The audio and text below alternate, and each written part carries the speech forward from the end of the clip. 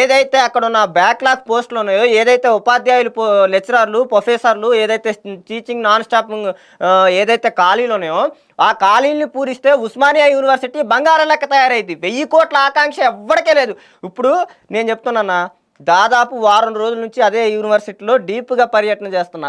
ఏ విద్యార్థిని కలిసినా లక్ ల ఏదైతే 1000 కోట్లు అంటాడో, ఆ 1000 కోట్ల ప్రతిపాదన మీద ఒక్క నమ్మకం చెప్పింది లేదన్న. మహా అయితే ఆ కాంగ్రెస్‌కు అనుబంధ సంబంధించిన శాఖ తప్ప, నేను ఇక్కడ క్లియర్‌గా స్పష్టంగా చెప్పదలుచుకునేది ఏంటంటే, రాష్ట్ర ముఖ్యమంత్రి గారు కేవలం ఉస్మానియా యూనివర్సిటీకి వచ్చింది ఎందుకంటే, ఇంతకుముందు ఎవడో రాలా నేనొచ్చా అని చెప్పుకోవటానికి ఆర్భాటాలకి రాష్ట్ర ముఖ్యమంత్రి గారు వచ్చారు తప్ప, నిరుద్యోగుల ఆకాంక్షల కోసం కానీ, విద్యార్థుల ఆకాంక్షల కోసం కానీ రాలేదు రాష్ట్ర ముఖ్యమంత్రి గారు. రాష్ట్ర ముఖ్యమంత్రి గారు ఓయూ పర్యటన 10వ తారీఖు అని సందర్భంగా 7ని క్యాన్సిల్ చేసి 10వ తారీఖు అనంగా ఒక 20 రోజుల నుంచి 30 రోజులు వార్తాపత్రికలు రాస్తున్నాయి. ఏమని రాస్తున్నాయి?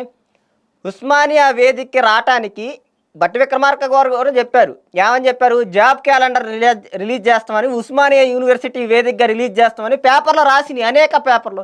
ఎందుకు రాశారు? నేను చెప్తున్నా దానికి లింకు.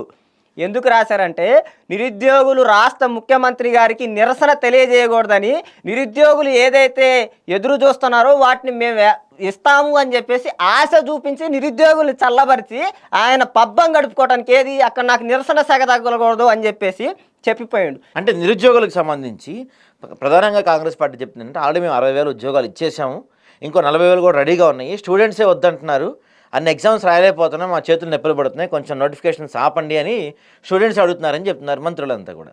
అన్నా, ఇప్పుడు నేను చెప్తుంది ఏంటంటే, ఇంతకుముందు నిరుద్యోగులు ఎవరంటే కాంగ్రెస్ రేవంత్ రెడ్డి గారు, బల్మూరి వెంకట గారు, కోమటిరెడ్డి వెంకటరెడ్డి గారు, తర్వాత ఉప ముఖ్యమంత్రి బట్టి విక్రమార్క గారు, వీళ్ళంతా నిరుద్యోగులు. మేము కూడా నిరుద్యోగులు. వాళ్ళతో పాటు ధర్నాలు చేసిన, ఉద్యమాలు చేసిన, వాళ్ళకు ఉద్యోగాలు వచ్చినాయి అన్న.